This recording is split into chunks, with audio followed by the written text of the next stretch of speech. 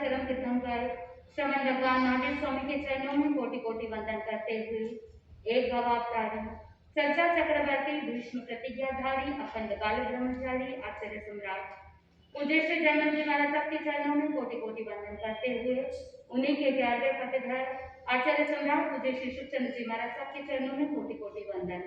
जय दत्ताधिपति व्याख्यान वाचस्पति उग्र विहारी वचन सिद्ध साधक 12वें पटधर आचार्य प्रवश्री पार्षद चंद्र जी महाराज साहब घोर तपस्वी उपाध्याय प्रवश्री गुणन चंद्र जी महाराज साहब मेरे अनंताशा के आयाम मम जीवन धारक परम पूज्य गुरुदेव डॉक्टर श्री पदमचंद्र जी महाराज साहब के चरणों में कोटि कोटि वंदन करते हुए सभी गुरु भगवंतों के चरणों में वंदन करते हैं। गुरुदेव श्री व्याख्या से आत्मगुरु अनंत अनंत ज्ञानी सर्वज्ञ सर्वदर्शी तीर्थंकर प्रभु महावीर स्वामी जिन्होंने संसार के भव्य प्राणियों को जिनवाणी के माध्यम से सभी दुखों को अंत करने की प्रेरणा दी। आत्मबंधुओं, समस्त संसार के अंदर 4 प्रकार के मनुष्य होते हैं। सबसे पहले प्रकार का मनुष्य है अधमाधम। इसका मतलब होता है कि कुछ ऐसे मनुष्य होते हैं जो दूसरों को दुखी करके स्वयं क्या होते हैं, प्रसन्न हो जाते हैं। दूसरों को दुखी देख करके, दूसरों को दुखी करके जो प्रसन्न होने वाले हैं, ऐसे मनुष्य होते हैं अधमाधम, यानी अधम से भी अधम होते हैं। दूसरे प्रकार का मनुष्य होता है अधम, यानी जो दूसरों को दुखी देखकर प्रसन्न होने वाला।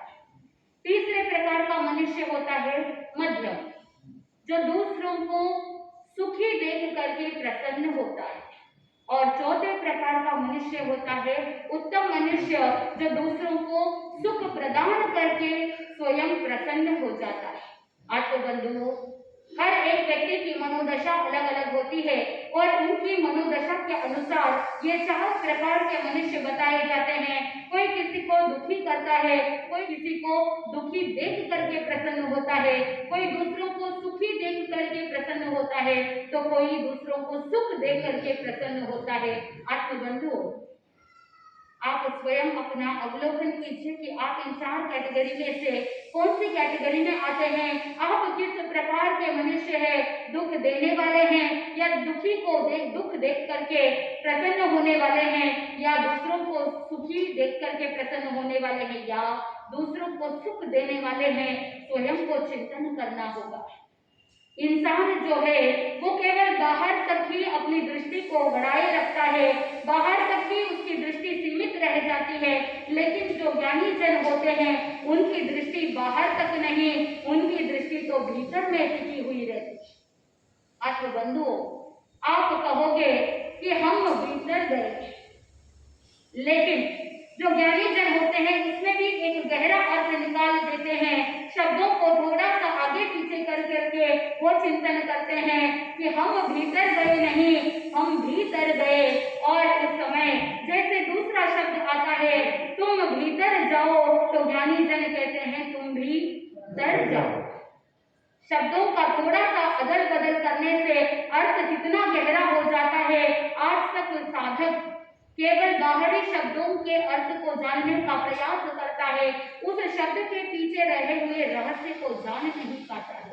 इसलिए भगवान ने कहा कि शब्दों के गहन अर्थ को जानिए और भीतर से धर्म को प्रकट करने का लक्ष्य रखे। और भगवान महावीर स्वामी भी उसी लक्ष्य की ओर आगे बढ़ रहे हैं कि मैं स्वयं भी तीरूं और दूसरों को भी तारने का मार्ग प्रशस्त करूं। आत्मबंधुओं, भगवान महावीर स्वामी ने 10वां चातुर्मास कहाँ किया? श्रावस्ती नगरी में किया। श्रावस्ती नगरी में चातुर्मास को पूर्ण करने के पश्चात वहां से विहार करते हैं। विहार करके सानुलक्ष्य सन्निवेश में पहुंच जाते हैं और सानुलक्ष्य सन्निवेश के बाहर उद्यान के अंदर ध्यानस्थ खड़े हो जाते हैं। आत्मबंधुओं, इस सानुलक्ष्य सन्निवेश में भगवान महावीर स्वामी 16 दिन तक उपवास करते हैं और साथ में भद्रा, महाभद्रा और सर्वतोभद्र, इस तरह से तीनों क्या करते हैं? प्रतिमाएं ग्रहण करते हैं। आत्मबंधुओं, सबसे पहली प्रतिमा कौन सी थी? भद्रा। आत्मबंधुओं, ज्ञानी जन कहते हैं कि ये भद्रा प्रतिमा जो है इसको कैसे की जाती है?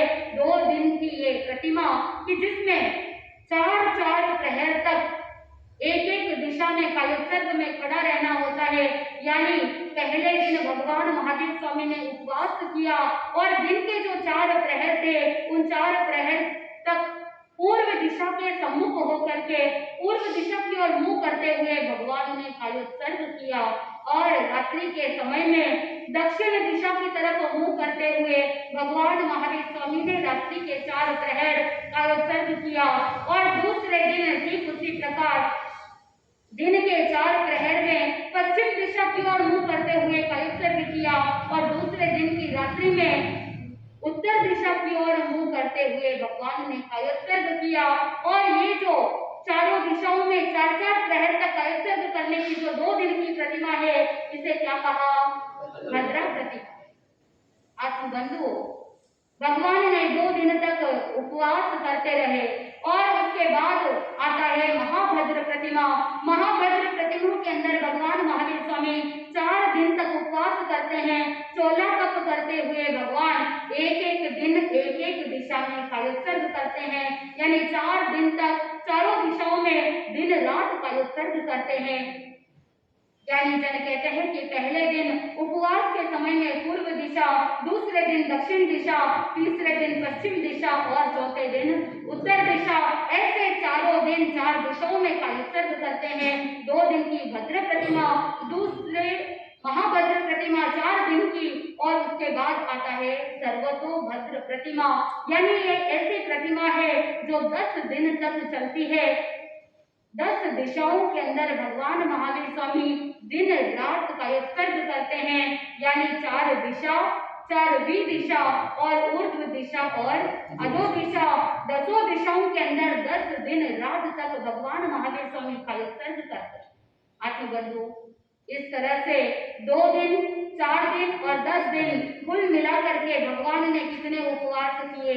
16 उपवास किए और 16 दिन तक भगवान महावीर स्वामी निरंतर घोर तपस्या करते हुए अपनी आत्म रमणता के अंदर तल्लीन रहे। आत्मबंधुओं सानुलक्ष्य सन्निवेश के अंदर जब ये 16 दिन की तपस्या पूर्ण हुई, भगवान महावीर स्वामी पालना करने के लिए नगर में जाते हैं और वहां पर आनंद गाथापति के निवास स्थान की ओर अग्रसर करते हैं और आनंद गाथापति के घर पर एक बहुला नाम की दासी होती है। पिछली रात्रि में जो भोजन बचा हुआ था उस बर्तन को साफ करने के लिए रवाना हुई और जब बर्तन को साफ कर रही थी तो उसने देखा कि उस बर्तन के अंदर पिछली रात्रि के कुछ बासी चावल पड़े हैं, बासी अन्न पड़ा है। उसे बाहर फेंकने के लिए गई थी और संयोगवश उसने द्वार पर किसे खड़ा देखा? भगवान महावीर स्वामी को खड़ा हुआ देखा। भगवान महावीर स्वामी वहां पर खड़े हैं और बहुला दासी ने प्रश्नवाचक चिन्ह के साथ अपने चेहरे के हाव भाव किए और भगवान महावीर स्वामी अपने दोनों हाथ भिक्षा के लिए आगे कर देते हैं और वो बहुला दासी भाव विभोर होकर के उत्कृष्ट भक्ति भावना से उस अवशेष अन्न को क्या कर दिया? बहरा दिया और उसी अन्न से भगवान ने 16 दिन की तपस्या का संभाव पूर्वक पालना किया। आत्मबंधुओं सानुलक्ष्य सन्निवेश से भगवान महावीर स्वामी आगे विहार करते हैं। विहार करते करते दृढ़ भूमि में पहुंच जाते हैं। उस दृढ़ भूमि में पेड़ाल नाम का गांव होता है। पेड़ाल गांव के अंदर पेड़ाल नाम का उद्यान होता है और उस उद्यान के अंदर एक कोलास नाम का चैत्य होता है। कोलास चैत्य में भगवान महावीर स्वामी तेले तप करते हुए अपनी आत्मा को उन्नति की ओर आगे बढ़ाने के लिए कायोत्सर्ग मुद्रा करते हैं। आत्मबंधुओं कायोत्सर्ग मुद्रा कैसे की जाती है? भगवान महावीर स्वामी का जो शरीर था वो थोड़ा सा कुछ आगे की तरफ झुका हुआ था और साथ में एक पुद्गल पर दृष्टि टिकी हुई थी, आंखें अनिमेष थी और तन जो था, शरीर जो था वो समाधिवंत था, स्थापित किया गया था। यानी आत्मबंधुओं तन, मन और वचन तीनों से वो क्या कर रहे थे? कायोत्सर्ग मुद्रा के लिए तैयार हो रहे थे और मन के अंदर कोई भी हाव भाव नहीं, कोई चिंता नहीं, कोई विचार नहीं और साथ में भगवान महावीर स्वामी के दोनों हाथ लंबे ऐसे प्रलंबित थे और दोनों पैर सटे हुए थे। इस तरह से भगवान महावीर स्वामी ने कायोत्सर्ग मुद्रा करी। आत्मबंधुओं तीसरे दिन भगवान महावीर स्वामी ज्ञानी जन कहते हैं कि भिक्षु की जो महाप्रतिमा होती है एक रात्रि की, तो भगवान ने एक रात्रि की महाभिक्षु प्रतिमा को अंगीकार किया। आत्मबंधुओं, आप जब कायोत्सर्ग करते हो तो कायोत्सर्ग करने के पूर्व दक्षोत्तरी के पाठ में आप क्या कहते हो? ताव कायम थानेनम मोनेनम और ध्यानेनम अप्पानम ओसिरामी। इसका मतलब क्या होता है? मैं अपने काया को ताव कायम थानेनम यानी काया को स्थिर करता हूँ, मोनेनम यानी वचन से मौन होता हूँ, और ध्यानेनम यानी मन को एक पुद्गल की ओर दृष्टि को केंद्रित करते हुए मन को ध्यान की ओर अग्रसर करता हूँ। और अप्पानम ओसिरामी, अप्पा का मतलब होता है आत्मा, यानी मैं अपनी आत्मा को क्या करता हूँ? ओसिराता हूँ। इसका मतलब क्या है? क्या आप अपने शरीर का त्याग कर रहे हैं? ज्ञानी जन ने कहा कि कायोत्सर्ग के अंदर अपने शरीर के प्रति रहे हुए ममत्व भाव का त्याग किया जाता है, त्याग किया जाता है। भगवान महावीर स्वामी ने तो शरीर के प्रति जो ममत्व का भाव, उस भाव को तो दीक्षा लेते ही त्याग कर दिया था। अब उन्होंने संकल्प किया कि मैं अपने आत्मा को महाभिक्षु प्रतिमा की ओर अग्रसर करूं। और आप सबको पता है कि ये जो एक रात्रि की महाप्रतिमा होती है उसमें कोई ना कोई उपसर्ग अवश्य ही आता है। संयोग देखिए कि सौधर्म देवलोक के अंदर सौधर्म सभा में शक्रेंद्र महाराज विराजमान, और उस परिषदा के अंदर उनके सामानिक देव और प्रायश्चित आदि अनेक देव भी उपस्थित थे। उस परिषदा के अंदर देवेंद्र महाराज बैठे हैं और उन्होंने अपने अवधि ज्ञान से उपयोग लगाया। भगवान महावीर स्वामी को ध्यानस्थ खड़े देखा। उस कैलाश उद्यान के अंदर कोलास चैत्य के अंदर भगवान महावीर स्वामी निरंतर ध्यानस्थ खड़े हैं। उनको देख करके मन भक्ति विभोर हो गया, और उन्हें देख करके देवेंद्र महाराज सिंहासन से नीचे उतरते हैं। उतरने के बाद अपना जो लेफ्ट घुटना होता है उसे खड़ा रखा, और जो राइट घुटना होता है उसे जमीन पर भूमि पर स्थापित किया, और भगवान महावीर स्वामी को मस्तक झुका करके हाथ जोड़ करके स्तुति करने लगे। शक्रेंद्र महाराज किस पाठ से स्तुति करते हैं? नमोकुनम के पाठ से। इसीलिए उस नमोकुनम के पाठ को क्या कहते हैं? शक्रस्व स्तोत्र कहते हैं। वो उस स्तुति को उन्होंने रचना की थी, और शक्रेंद्र महाराज उस शक्रस्व पाठ के माध्यम से प्रभु की स्तुति कर रहे हैं, और भक्ति विभोर होकर के वो वहां पर सिंहासन पर पुनः बैठकर कहने लग जाते हैं कि देव देवियों देखो, इस समय पर अभी वर्तमान में भारत के दक्षिणार्ध क्षेत्र के अंदर भगवान महावीर स्वामी जो तीर्थंकर है वो कोलास चैत्य के अंदर ध्यानस्थ खड़े हैं, और 5 समिति 3 मुक्ति से युक्त 4 कषाय आदि को त्याग करते हुए, उन कषायों को नियंत्रण में रखते हुए कर्मों को नाश करने में लगे हुए हैं। उनकी ऐसी दृढ़ता, उनकी ऐसी निश्चलता, उनकी ऐसी एकाग्रता इतनी अधिक, ऐसी निश्चल भावना है उनकी, और उनका ध्यान इतना अड़िग है कि सभी प्रकार के जितने भी देव है, दानव है, यक्ष राक्षस मनुष्य, तीनों लोग भी अगर मिल जाए तो भी वो उनको ध्यान से विचलित नहीं कर सकते। देवेंद्र महाराज ने भगवान महावीर स्वामी की इस ध्यान मुद्रा को, उनकी साधना की प्रशंसा की, और उस प्रशंसा को सुन करके उस सभा में जितने भी देव बैठे थे उन्होंने उसका समर्थन किया। लेकिन उसी सभा के अंदर देवेंद्र महाराज के सामानिक देव जो संगम देव था उसको ये हजम नहीं हुआ, और वो तो अभवी जीव था, प्रगाढ़ मिथ्यात्वी था, और ऐसा गहरा मिथ्यात्वी जीव वो किसी तीर्थंकर भगवंत की प्रशंसा को सहन करने वाला नहीं है।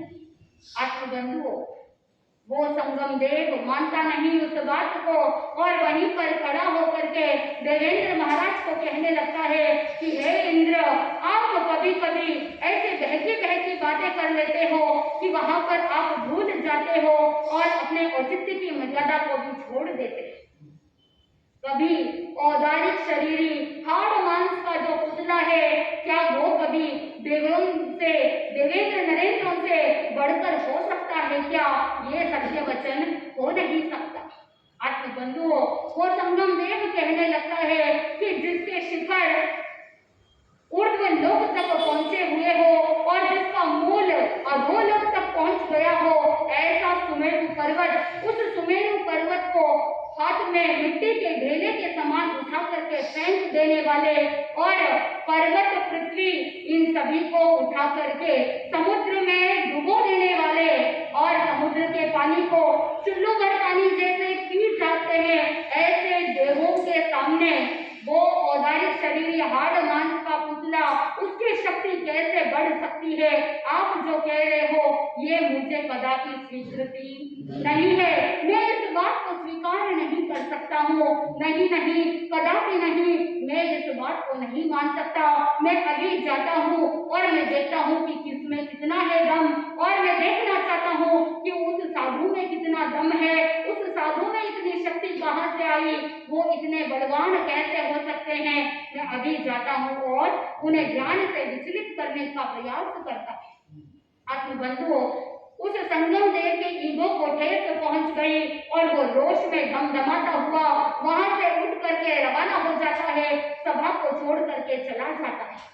चक्रेंद्र महाराज भी सोचने लगे, कहने लगे, विचार करने लगे कि चलो जाने दो इसे भी देख लेने दो भगवान की शक्ति, भगवान महादेव स्वामी की शक्ति का परिचय इसे भी तो होना चाहिए। इस दुर्बुद्धि को पता तो चले कि भगवान के अंदर कितना बल है, कितनी शक्ति है, और साथ में इसे पता भी चल जाएगा। वैसे भी भगवान महादेव स्वामी उपसर्गों के सम्मुख होने वाले हैं, वो किसी की सहायता कभी चाहते नहीं, तो इसीलिए इस दुर्बुद्धि को भी पता लगने दो। ऐसा सोच करके चक्रेंद्र महाराज ने उस संगम देव की बातों की उपेक्षा कर दी। क्रोध के आवेश में दमदमाता हुआ वो संगम देव वहां से चला जाता है और शीघ्र मन के अंदर यही विचार करता है कि मैं अभी जाता हूँ और उस साधु को परास्त कर देता हूँ, उनको ध्यान से विचलित कर देता हूँ। जैसे ही वहां पर पहुंचा और पहुंचते ही भयंकर उपसर्गों की श्रृंखलाओं को चालू कर दी और एक के बाद एक आक्रमण प्रारंभ कर दिए। आत्मबंधुओं, उस एक रात्रि के अंदर 20 ऐसे महा उपसर्गों को देने वाला वो संगम देव कैसे उपसर्गों को देता है? सबसे पहले सर्वप्रथम प्रलय काल के अंदर होने वाली धूल की जोरदार वर्षा की, इतनी धूल की वर्षा की कि जहां पर भगवान महावीर स्वामी का पूरा शरीर क्या हो गया, ढक गया। कान, आंख, नाक आदि जितने भी अंग प्रत्यंग थे सभी में धूल भर गई। मानो की श्वासोच्छ्वास लेने में भी कठिनाई हो रही है, लेकिन भगवान महावीर स्वामी अड़िग रहे, तिल मात्र भी विचलित नहीं हुए। आत्मबंधु, भयंकर प्रलय जब होता है उस समय इतने धूल ऊपर आंधी तूफान आते हैं तो थोड़ी सी आंधी तूफान में इंसान घबरा जाता है, लेकिन भगवान महावीर स्वामी उस प्रलय जैसे धूल की जोरदार वर्षा में भी भगवान अड़िग रहे। आत्मबंधु, संगम देव ने देखा कि मेरा जो ये पहला उपसर्ग था ये निष्फल हो गया, इसलिए और ज्यादा क्रोधित हो जाता है और इतना ज्यादा क्रोधित हो जाता है कि वो अपनी दैवीय शक्ति के माध्यम से वज्र के समान तीक्ष्ण मुख वाली चींटियों को उत्पन्न कर देता है। इतनी भयंकर वज्रमुखी चींटियां उस भगवान महावीर स्वामी के शरीर के अंदर चली जाती है, शरीर को भिन्न करके छेदन करना प्रारंभ कर देती है और इतना छेद करती है कि एक तरफ से चींटी निकलती है तो दूसरी तरफ से बाहर निकल जाती है, आर शरीर हो जाता है। इतने छेद हो गए कि दूध के समान जो उनका रक्त था वो रक्त की धारा बहने लग जाती है। आत्मबंधुओं, जैसे एक पर्वत खड़ा हो और उस पर्वत से पानी का झरना बहता हो, ठीक उसी प्रकार भगवान महावीर स्वामी को देख करके ऐसा लगता है कि अडोल अकंपित वो पर्वत के समान भगवान महावीर स्वामी खड़े हैं और दूध के समान वो रक्त की धारा झरने के समान बह रही है। आत्मबंधु, इतना घोर उपसर्ग कि चींटियां काट रही है, भयंकर वेदना हो रही है, लेकिन इस भयंकर वेदना के अंदर भी भगवान महावीर स्वामी अडोल रहे, अकंपित रहे, अडिग रहे और उस संगम देव की शक्ति क्या हो गई, व्यर्थ चली गई। जैसे जैसे उपसर्ग निष्फल होते गए वैसे वैसे संगम देव के और ज्यादा उपसर्ग की उग्रता बढ़ती गई। अब दूसरा उपसर्ग भी व्यर्थ चला गया और अभी वो क्या करता है, उसके बाद संगम देव चींटियों के बाद मच्छरों के झुंड भगवान महावीर स्वामी पर छोड़ देता है और वो इतने तीक्ष्ण होते हैं कि वो मच्छर बींधने लग जाते हैं। मच्छर इतने भयंकर कि पूरे शरीर को छेद छेद कर देता है। आत्मबंधुओं, इतनी असह्य वेदना हो रही है, पूरे शरीर में जलन हो रही है, लेकिन भगवान महावीर स्वामी हिमालय के समान अडिग रहे। उनके अंदर कहीं भी उस अडिगता में कोई अंतर नहीं आया। आत्मबंधुओं, चाहे धूल की वर्षा की, चाहे चींटियों का वहां पर उपसर्ग हुआ और तीसरे उपसर्ग में मच्छरों के झुंड आ गए, लेकिन फिर भी भगवान महावीर स्वामी को कोई भी चलायमान नहीं कर सका, उनके कोई भी उन्हें विचलित नहीं कर पाया।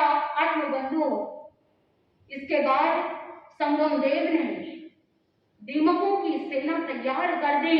मानो कि इतने सारे भयंकर तीक्ष्णमुखी दीमक और सारे दीमक एक साथ भगवान महावीर स्वामी के ऊपर आरूढ़ हो गए और उनको शरीर को काटने लगे। इतने तीक्ष्ण थे वो दीमक कि जहां पर भगवान महावीर स्वामी को जलन हो रही है, शरीर के अंदर भयंकर पीड़ा हो रही है और भगवान महावीर स्वामी को इस स्थिति में देखे तो ऐसा लगता है कि उनके शरीर के रोंगटे क्या हो गए हैं, खड़े हो गए हैं, पूरे शरीर पर दीमक लगे हुए, लेकिन भगवान महावीर स्वामी ध्यान से विचलित नहीं हुए। आत्मबंधुओं, जैसे जैसे सारे उपसर्ग देते गया वो संगम देव, लेकिन वो सारे उपसर्ग निष्फल होते गए। अब उसके अंदर और ज्यादा उग्रता बढ़ गई। संगम देव और क्रोधित हुआ और क्रोधित होने के बाद जहरीले बिच्छुओं की सेना तैयार कर दी। इतने सारे बिच्छू एक साथ भगवान महावीर स्वामी के ऊपर डंक मारने लगे, काटने लगे। इतने जहरीले डंक मारे कि पूरे शरीर के अंदर मानो की जहर फैल गया हो। इतनी भयंकर पीड़ा हो रही है, भयंकर वेदना हो रही है। बिच्छुओं का डंक भी भगवान महावीर स्वामी ने क्या किया, सहन कर लिया, लेकिन वो बिच्छुओं का डंक भी भगवान महावीर स्वामी को ध्यान से विचलित नहीं कर पाया। अब बिच्छुओं का उपसर्ग भी निष्फल हो गया तो संगम देव ने नेवले छोड़ दिए और वो सारे नेवले क्या करते हैं, भगवान महावीर स्वामी के ऊपर दौड़ने लग जाते हैं और भगवान महावीर स्वामी के शरीर में से मांस को तोड़ तोड़ करके छिन्न भिन्न करने लग जाते हैं। इतनी भयंकर वेदना हो रही है और इतनी भयंकर उपसर्ग के कारण से कष्ट हो रहा है, पीड़ा हो रही है। हम जब उनके उपसर्गों के बारे में सुनते हैं तो हमारा रोम रोम ऐसे कांपने लग जाता है। तो आप चिंतन कीजिए कि भगवान महावीर स्वामी जिन्होंने स्वयं ने इन उपसर्गों को सहन किया, जिन्होंने इन उपसर्गों का सामना किया, वो कैसे रहे होंगे। लेकिन भगवान महावीर स्वामी अपने कर्मों को क्षय करने के लिए रंच मात्र भी आवेश नहीं, रंच मात्र भी आक्रोश नहीं और उन नेवलों के उपसर्ग को भी भगवान महावीर स्वामी ने संभाव पूर्वक सहन किया और वो उपसर्ग भी क्या हो गया, निष्फल हो गया। आत्मबंधुओं, अब देखना ये है कि भगवान महावीर स्वामी को और इतने सारे उपसर्ग देने हैं, 6 उपसर्ग दिए आगे, क्योंकि बिच्छुओं का और नेवलों का उपसर्ग निष्फल हो गया तो कैसे वो संगम देव विषधर सर्पों का वहां पर प्रहार करता है, कैसे वो सर्प भगवान महावीर स्वामी को पीड़ा देता है और आगे आगे कैसे कैसे उपसर्ग आते हैं और इन सभी उपसर्गों को भगवान महावीर स्वामी संभाव पूर्वक सहन करते हुए मन के अंदर शुभ भावना की ओर आगे बढ़ते हैं। ज्ञानी जन कहते हैं कि जो साधक आत्मा और शरीर अलग अलग इस भेद विज्ञान तक पहुंच जाते हैं तो उनको शरीर से कोई लेना देना नहीं है। भगवान महावीर स्वामी भी उच्च कोटि के साधक थे और भगवान महावीर स्वामी की जो ध्यान साधना की, जब वो ध्यान करते थे तो शरीर से भिन्न हो जाते, शरीर को अपनी आत्मा से अलग मानते थे। इसीलिए जब आत्मरमणता में होते हैं तो शरीर के साथ चाहे कितना भी छेदन वेदन मारन काटन हो, फिर भी उनको उससे कोई लेना देना नहीं होता। भगवान महावीर स्वामी अपनी आत्मरमणता में इतने तल्लीन थे कि शरीर की वेदना को उन्होंने गौण कर दिया, उन्होंने शरीर की वेदना को महत्व नहीं दिया। आत्मबंधु, आप क्या करते हैं? काले सर्ग में बैठे हैं, एक छोटा सा मच्छर डंक मारता है और आप पूरे के पूरे विचलित हो जाते हैं, आपका काले सर्ग धरा का धरा रह जाता है। लेकिन भगवान महावीर स्वामी को याद कीजिए, जब भी ऐसी कोई परिस्थिति आती है तो महापुरुषों को याद कीजिए, भगवान महावीर स्वामी ने कैसे कैसे उपसर्गों को सहन किया। इमेजिन कीजिए, विचार कीजिए, यहाँ तो एक मच्छर काट रहा है, वहां पर मच्छरों की झुंड के झुंड आगे बढ़ गए, नेवले बिच्छू न जाने कितने जहरीले जीव उनके ऊपर छोड़े गए, लेकिन यहाँ पर उनके उपसर्गों के सामने 0.001% भी नहीं है। इसीलिए जीवन में चाहे कैसी भी परिस्थिति आ जाए, किसको याद करना? प्रभु को याद करना, भगवान की स्तुति भक्ति करना और प्रभु को याद करके मन के अंदर चिंतन करना। उनके जीवन में जितने कष्ट आए उसके समक्ष हमारे कोई भी कष्ट है ही नहीं। इसलिए मुझे तो जैसे भगवान महावीर स्वामी अड़िग रहे, उतना नहीं तो कम से कम 50%, 70%, 80% हम क्या कर सकते हैं? संभाव रख सकते हैं। और जैसे जैसे कषायों को मंद करते चले जाएंगे, सहनशीलता बढ़ती जाएगी। अब भगवान महावीर स्वामी की सहनशीलता को देखना है, कैसे वो संगम देव परास्त हो जाता है और भगवान महावीर स्वामी से परास्त होने के बावजूद वो क्या करता है? कष्ट देने लगता है। आखिर में थक हार करके कैसे वो पराजय को स्वीकार करता है। भगवान महावीर स्वामी अपने इस 8वें तक का पालना कैसे करते हैं, कैसे भगवान महावीर स्वामी आगे 11वां चतुर्मास कहा करते हैं। भगवान महावीर स्वामी का साधना काल का ये ऐसा भीषण उपसर्ग था कि आगे भगवान महावीर स्वामी केवल ज्ञान के निकट पहुंच रहे हैं तो उपसर्गों की श्रृंखला भी क्या होगी? बहुत तीव्र होगी। कर्मों को काटना है, 4 भांति कर्मों को नष्ट करना है, तब जाकर के क्या प्राप्त होगा? केवल ज्ञान प्राप्त होगा। तो आगे के प्रवचनों में आप सुनेंगे कि किस तरह से भगवान महावीर स्वामी संगम देव को परास्त करते हैं। उनको किसी को परास्त करने का लक्ष्य नहीं, वो किसी को परास्त नहीं करने का लक्ष्य रखते हैं। उनका मात्र एक लक्ष्य है कि कर्म शत्रुओं को नाश करना है। किसी व्यक्ति या किसी देव को परास्त करने का उनका लक्ष्य नहीं। लेकिन जो साधक अपने आत्मा पर विजय प्राप्त करने का प्रयास करता है, जो आत्म शत्रुओं को परास्त करने का प्रयास करता है, उनके बाहरी शत्रु तो अपने आप क्या हो जाते हैं? परास्त हो जाते हैं। तो हमें भी अपने जीवन में आत्म शत्रुओं को नाश करने के लिए प्रयत्न करना चाहिए। और जैसे जैसे हमारा पुरुषार्थ बढ़ता जाएगा, वैसे वैसे आत्मा को परम आनंद की प्राप्ति होगी। इसी मंगल भावना के साथ आनंद ही आनंद बोले श्री जैन धर्म की जय।